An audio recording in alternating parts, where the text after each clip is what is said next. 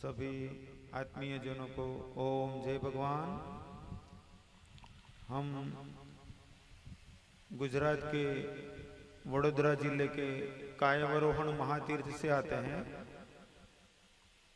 शिव पुराण के शतरुद्र संहिता प्रकरण में भगवान शिव जी के वर्तमान वैवस्वत मनवंतर में 28 अवतारों के बारे में वर्णन आएगा, जिसमें 28वां अवतार जहां भगवान शिव ने मनुष्य की काया में अवरोहण किया, वह तीर्थ कायावरोहण नाम से प्रसिद्ध हुआ। वर्तमान द्वापर और कली के संधि काल में जो नगर सतयुग में इच्छापुरी नाम से प्रसिद्ध था, त्रेतायुग में मायापुरी या मायापुरी नाम से प्रसिद्ध रहा। द्वापर युग में विश्वामित्र मुनि ने वहां तप किया और वहां पर उनको गायत्री मंत्र और गायत्री माता के दर्शन हुए।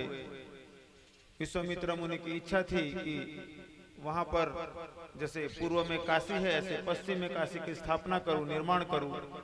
विश्वामित्र मुनि ने वहां पर शिवलिंग की स्थापना की।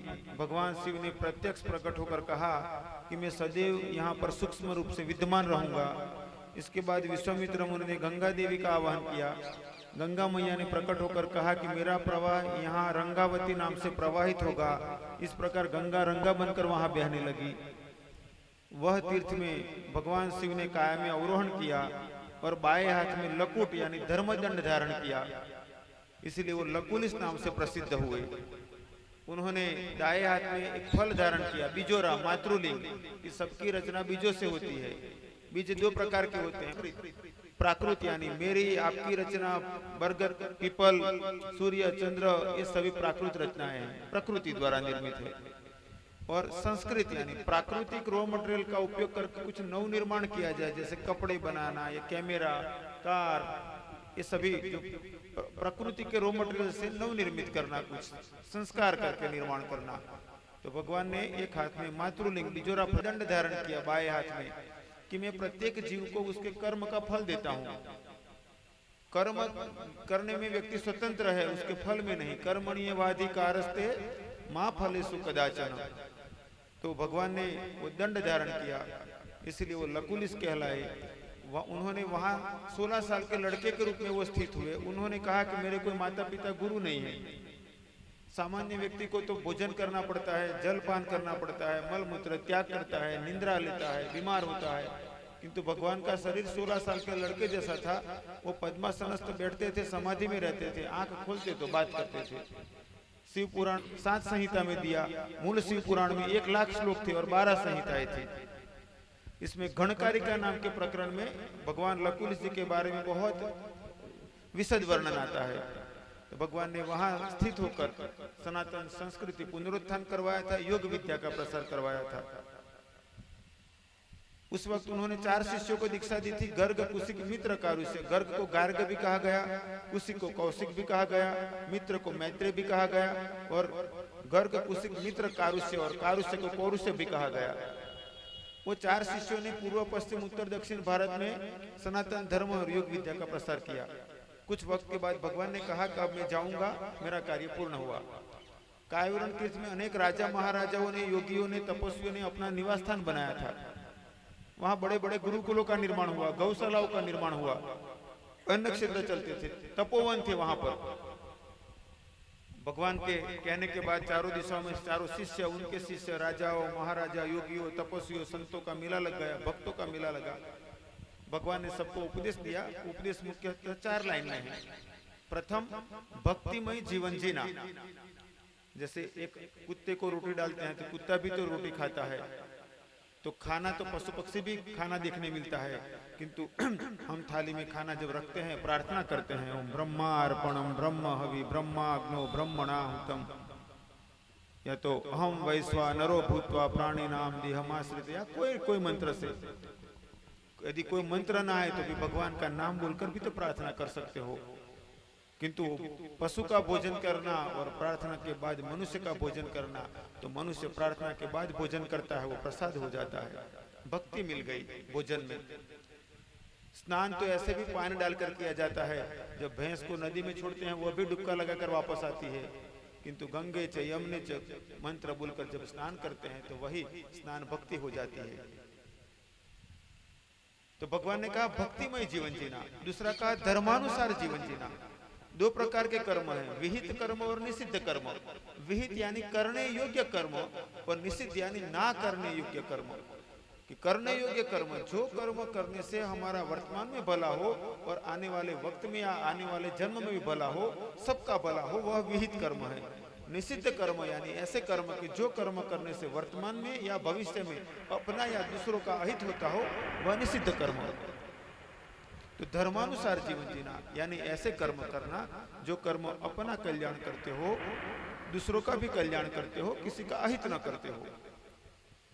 तीसरा भगवान ने कहा परमार्थ के कार्य करते रहना। जीवन में दो प्रकार के कार्य हम लोग करते हैं, स्वार्थ और परमार्थ। स्वार्थ यानी अपने और अपनों के लिए किए गए कर्म, जो कर्म के पीछे का उद्देश्य अपने या अपनों के भले के लिए, वो स्व से जुड़े हुए हैं। और परमार्थ जिसमें अपने या अपनों का लिए नहीं किंतु औरों के सबके कल्याण के लिए है, या औरों के कल्याण के लिए, चाहे तो वो चींटी के लिए भी हो, चाहे पक्षी के लिए हो, चाहे कुत्ते के लिए हो, चाहे मनुष्य के लिए हो, चाहे गरीब के लिए हो, चाहे बीमार के लिए हो, चाहे धर्म कर्म के लिए हो, परमार्थ के काम करते रहना। परमार्थ खेती है, जैसे खेत में बोए हुए बीज अनेक गुना होकर वापस मिलता है, ऐसे ही जब व्यक्ति धर्म के लिए, भलाई के लिए, परमार्थ के लिए दान करता है, तो जैसे खेत में मक्के का एक बीज अनेक गुना होकर भुट्टे में दाने लगते हैं, गेहूं का एक बीज बहुत दाना लगता है, ऐसे ही दान किया हुआ, परमार्थ किया हुआ धन, कर्म, शक्ति, क्षमता अनेक गुना होकर परमार्थ या दान करने वाले को वापस मिलता है। प्रयत्न करना चाहिए कि प्रतिदिन परमार्थ करो। छोटे छोटे कर्म तो जरूर कर सकते हो। चींटी को आटा डालना सबके लिए मुमकिन है। कोई मुंगकोड़े हैं, गुड़ की थोड़ी सी डली रख दिया, मोहल्ले में कुत्ते हैं तो उनको पेट भर के खिलाओ। कभी गर्मी का वक्त है, मिट्टी के पात्र में जल भर रखो। बाहर घूमते हुए कुत्तों के लिए, पशुओं के लिए पानी भर रखो। कोई गरीब है उसको खाने में, उसको बीमार है दवाई में, बच्चे को पढ़ना है उसको किताब में, ठंड है कंबल के द्वारा, गर्मी है स्लीपर बांटकर, ऐसे अनेक प्रकार से काम कर सकते हो। यज्ञ करने के लिए मदद करना वह भी परमार्थ है। ये धर्म कर्म के लिए आयोजन करना वह भी परमार्थ है। परमार्थ जरूर करते रहना चाहिए। क्या पता कब किस वक्त इस शरीर से जाना पड़ जाए। कोई किसी के पास सर्टिफिकेट तो है नहीं कि तुम इतने वक्त तक रहोगे। ये कोरोना के वक्त देखा, छोटे बच्चे, युवा, प्रौढ़ और वृद्ध कभी कभार बात करते थे कि अभी कल सुबह ही हम लोग मिले थे, ठीक ठाक थे वो एकदम, और पता ही नहीं रात्रि को क्या हो गया। और दूसरों की बातें करते करते पता नहीं हमारा कब क्या हो जाए। इसलिए हम सब प्रयत्न करें कि परमार्थ परसों करेंगे ऐसा नहीं, परमार्थ कल करेंगे ऐसा नहीं, परमार्थ आज से शुरू करें, परमार्थ प्रतिदिन करें। एक व्यक्ति के पास 1 करोड़ रुपया है, उसने 1 लाख का दान दिया, यानी अपनी संपत्ति का 1% दान दिया। किसी कोई गरीब था, घर में कुछ भी नहीं था, मजदूरी काम करता था, कहीं काम के लिए गया, किसी ने 100 रुपया दान दिया उसको, काम के बदले में 100 रुपया दिया उसको। कुछ खड्डा करना था तो कहा, तो उसने खड्डा कर दिया, 100 रुपया दिया। 100 रुपया लेकर जा रहा था, रास्ते में कोई बीमार था या तो ऐसे कोई धर्म कार्य चल रहा था, कोई यज्ञ चल रहा था, उसने 100 रुपये में से 10 रुपया दान दे दिया। तो उसने अपनी कुल संपत्ति 100 रुपया ही थी, उसमें से 10 रुपया दिया, यानी 10% दे दिया। और 1 करोड़ वाले ने 1 लाख दिया, यानी 1% दिया। तो 1 करोड़ वाले ने 1 लाख देकर जो फल प्राप्त किया, उससे 10 गुना फल 100 रुपया में से 10 रुपया देने वाले को मिलेगा। इसलिए ऐसा सोचने की जरूरत नहीं है कि पहले मैं सुखी हो जाऊं, बाद में कुछ धर्म करूंगा। जरूर धर्म, परमार्थ, दान, सेवा करते रहना चाहिए। तो भगवान ने पहले कहा भक्तिमय जीवन जीना, दूसरा धर्मानुसार जीवन जीना, तीसरा परमार्थ के कर्म करते रहना, और चौथा जब तक पवित्र सनातन संस्कृति का कार्य करते रहोगे तब तक मैं आपके अंतःकरण से मार्गदर्शित करता रहूंगा। ऐसे कहकर भगवान एक प्रकाश के गोले में रूपांतरित हुए। विश्वामित्र मुनि ने जो शिवलिंग की स्थापना की थी, उस शिवलिंग में सबके सामने वो प्रकाश का गोला प्रविष्ट हो गया। शास्त्र में लिखा है लयंगत, यानी एक हो गया। और शिवलिंग के अग्रभाग में एक 16 साल का लड़का बैठा हो ऐसा आकार निकल आया। वो शिवलिंग आज भी वहां पर विद्यमान है। सरदार वल्लभ भाई पटेल ने आजादी के बाद सोमनाथ का नया मंदिर निर्माण कराया था। तो सरदार वल्लभ भाई पटेल ने कमेटी भेजी थी, सोमनाथ के मंदिर में स्थापित करने के लिए दीजिए, सोमनाथ महादेव नाम से वो सदियों शतकों साल तक पूजित होता रहेगा। तो गांव वालों ने कहा कि हम हाँ या ना कैसे कह सकते हैं। एक चिट्ठी में हाँ लिखा गया, एक में ना लिखा गया, और तय किया गया कि हाँ है तो इस शिवलिंग को ले जाकर सोमनाथ महादेव नाम से पूजा करना, ना है तो यहाँ रहने देना। चिट्ठी उछाली तो ना आया। सरदार पटेल ने जो कमेटी भेजी थी, किसी ने कहा कि ये तो संयोग की बात है, हाँ या ना में से एक तो आने ही वाला था, यदि दोबारा भी ना आए, तीसरी बार भी ना आए तो समझा जाए कि भगवान की इच्छा है। सब इस बात से सहमत हुए। दोबारा चिट्ठी उछाली, एक व्यक्ति ने चिट्ठी निकाली, ना आया, लोगों ने चिट्ठियां चेक कर ली, हाँ और ना तो है ना। तीसरी बार चिट्ठी उछाली, लोगों को कौतूहल लगने लगा कि ऐसा कैसे संभवित है, हर बार ना आता है। अलग अलग लोग चिट्ठियां उठाने लगे। फिर सब लोगों ने डिक्लेयर कर दिया, दोनों पक्ष ने, ये शिवलिंग यहाँ ही रहेगा, सोमनाथ के मंदिर में जो नया निर्माण किया उसमें नया शिवलिंग निर्माण करके रखा जाएगा। ऐसा उसका इतिहास है। भगवान लकुलिश जी ने 1913 में पुनः परंपरा शुरू की थी, और उसी परंपरा में पहले गुरु प्रणवानंद जी, फिर कृपालु मुनि जी, फिर राजर्षि मुनि जी, ऐसे मेरे गुरुजनों ने कार्य किया। हम भी भगवान लकुलिश जी का आदेश सनातन संस्कृति पुनरुत्थान के लिए प्रयत्न करते हैं। ये राम सिंह जी, सुधा जी और यहाँ आत्मीय जन मेरे शिष्य परिवार है। उन्होंने कहा कि गुरुजी शिव पुराण कथा का आयोजन करना है, आपको आना होगा, आप आशीर्वाद दीजिए तो हम तय करें कि शिव पुराण कथा का आयोजन करें। तो मेरे कार्य में काफी ज्यादा व्यस्तता थी। मेरे एक आश्रम में ही शिव पुराण कथा चल रही है, कल उसकी पूर्णाहुति है। किंतु वो यहाँ से तो गुजरात में मेरे आश्रम में भी कई बार आते रहते हैं। तो फिर मैंने कहा कि मैं जरूर आऊंगा। निश्चित जीवन में वो सद्भागी व्यक्ति होते हैं कि जो धर्म कर्म में निमित्त बनते हैं। लोग मनोरंजन में तो बहुत निमित्त बनते हैं, आनंद प्रमोद में बहुत निमित्त बनते हैं, किंतु जो व्यक्ति अपने धन से, अपनी क्षमता से धर्म कर्म कराते हैं, यज्ञ कराते हैं, परमार्थ करते हैं, वो बड़े सद्भाग्य है इस संसार में। और मुझे बड़ी खुशी है कि मेरे शिष्य राम सिंह जी, सुधा जी और परिवार सब ने यहाँ शिव पुराण कथा का आयोजन किया।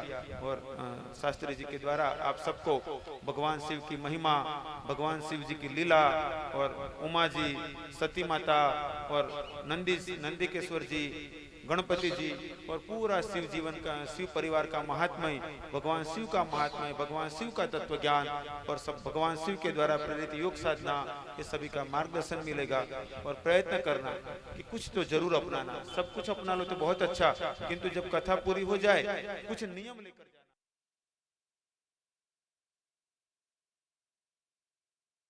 जब भी मौका मिले बड़ौदा के पास कायवरण महातीर्थ में आइएगा। भगवान लकुलिश जी का वहाँ शिवलिंग वहाँ पर विराजमान है, लकुलिश जी स्वयं विराजमान है। हम यहाँ जबलपुर के पास में भी लकुलिश योगाश्रम जबलपुर निर्माण करने वाले हैं। प्रयत्न करेंगे कि आने वाले थोड़े ही वर्षों में यहाँ पर एक ऐसा आश्रम निर्माण हो कि जहाँ सभी हिंदुओं के लिए गुरुकुल परंपरा हो, जहाँ शस्त्र शास्त्र और शिक्षण दिया जाए, गौ सेवा होती हो, वहाँ उपनिषद, दर्शन शास्त्र, भगवत गीता का प्रशिक्षण हो, वहाँ अन्न क्षेत्र चलता हो, निःशुल्क खाना हो, निःशुल्क रहने की व्यवस्था हो। ऐसा जबलपुर के पास में भी निर्माण करेंगे। और विशेषकर शास्त्री जी और आप सबकी टीम को भी मैं आमंत्रित करता हूँ कि जब भी मौका मिले जरूर हमारे आश्रम में आइएगा। अंत में भगवान से मैं प्रार्थना करता हूँ आप सबको ऐसी मति, शक्ति, परिस्थिति और क्षमता प्रदान करे जिससे आप उत्तम रीति से धर्म मार्ग पर आगे बढ़े, अपना कल्याण करे, स्व कल्याण के साथ सर्व कल्याण में सहयोगी बने, सहभागी बने। ओ सबका मंगल हो, सबका मंगल हो, सबका मंगल हो। ओम जय भगवान। परम